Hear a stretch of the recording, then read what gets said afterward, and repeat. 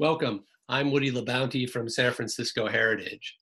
Today we're going to visit a mini residential neighborhood in the Parkside district of San Francisco. A lot of people call it the Crestlake neighborhood, but it is called Pinelake Park. There's a lot of confusing names ahead, so strap yourselves in.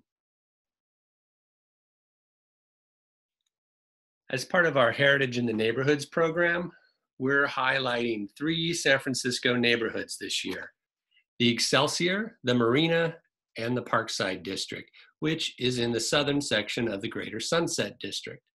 For the whole month of July 2020, we're focused on the Parkside.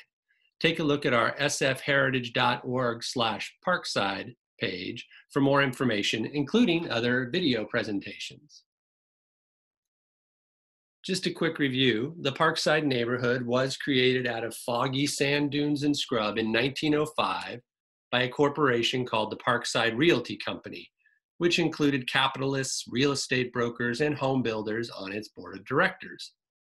And if we zoom in on this original map towards the bottom, you might remember from earlier videos that the company initially planned to cut blocks and streets pretty far into what is today Stern Grove and the city parkland around the natural lake at the lower left, Laguna Puerca, or Pig Lake. The land around and east of the lake had been partially forested with eucalyptus and pine trees by the Green family, who had lived on the land back to the 1850s. One of the Greens built in the 1890s a roadhouse called the Trocadero down in the Gulch, and it still stands in today's Stern Grove. So when the Parkside Realty Company purchased the land, it planned for an east-west roadway south of the lake, which it first called Parkside Boulevard. The city renamed it Sloat Boulevard on its opening in 1910. You can see it above Ocean Avenue and Lake Merced on this early map. Laguna Puerca isn't even depicted. But if we look east on Sloat Boulevard from roughly 33rd Avenue, a decade later, 1921, we could see on the left that the Parkside Realty Company hasn't done much with the land. Interest in the remote Parkside district really didn't pick up until the mid-1920s. And only when the blocks really began selling and filling in north of the lake, in the heart of the Parkside, did the company finally decide to expand south. Instead of cutting into the forested area, much of which was still owned by the Green family, in 1927, the company tried to create an exclusive, restricted section of their holdings, promoting the lake and the trees as amenities. Lots of sketches and ads of people canoeing and fishing.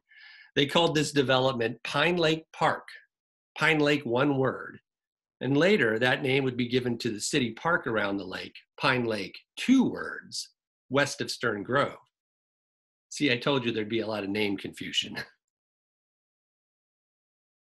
Out go the agricultural fields, and the company grades, installs utilities, including underground wires, and lays out a few streets.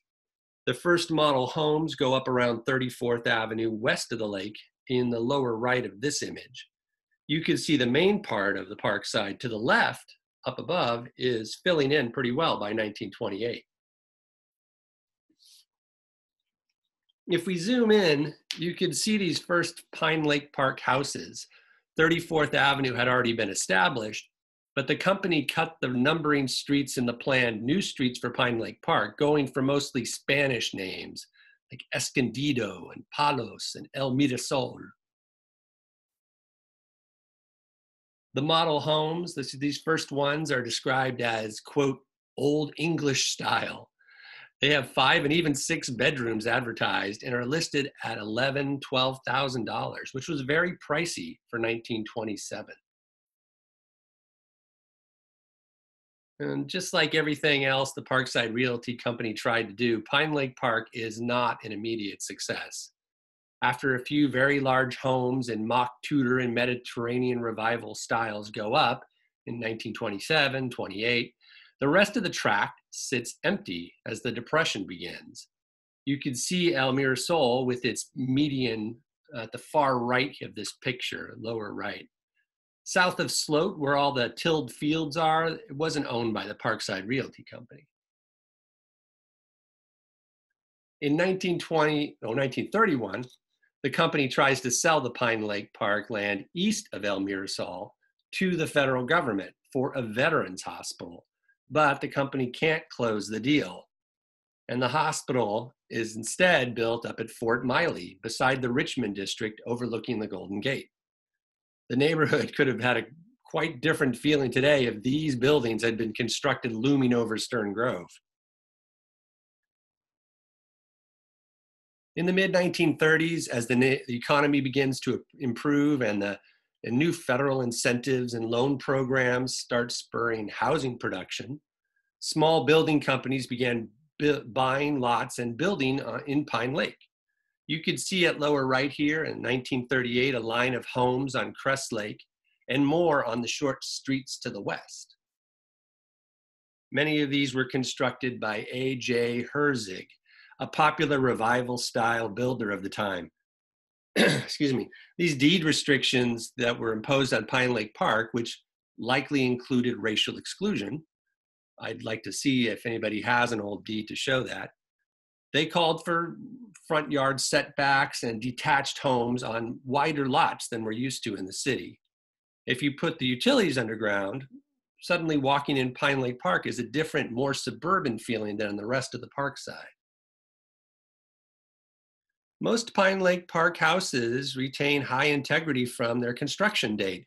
Typical changes are windows and garage doors, and they've definitely retained their monetary value. 56 Crestlake was for sale in 1936 for $7,450. Adjusted for inflation, that would be about $138,000 today. But adjusted for San Francisco real estate prices, this home would easily sell for 10 times that. In the late 1930s, the Standard Building Company, run by the Gellert brothers, began buying lots to build in Pinelake Park. The company branded their product as Sunstream Homes and were known for nailing these red license plates up inside the garages with the job numbers on them. These can still be found in Pinelake Park houses and other places in the city. The Gellerts had been building rows of almost identical houses in the Sunset District, and their first Pinelake Park homes were very similar. On the eve of World War II in 1940, the company aggressively filled the lots they'd bought and expanded to land south of Sloat Boulevard as well. Construction stopped during the war, but after, Standard Building Company, adapting to customer tastes, constructed in a mid-century modern style with ranch and split-level houses that we don't usually associate with San Francisco. They're more suburban feeling. Today, many residents of Pinelake Park say they live in, quote, Crestlake to avoid confusion with Pinelake Park itself. But whatever the name, this distinctive area began life as part of the Parkside. It's a very pleasant neighborhood to walk through. I recommend you go take a look at the variety of architecture and like I said, the suburban feeling, and go for a walk in the park there. There are some standout buildings and rows that could be part of a neighborhood preservation project. Here's our contact information if you'd like to be part of such a project. And stay tuned, as all through July, we're going to continue to stay in the Parkside.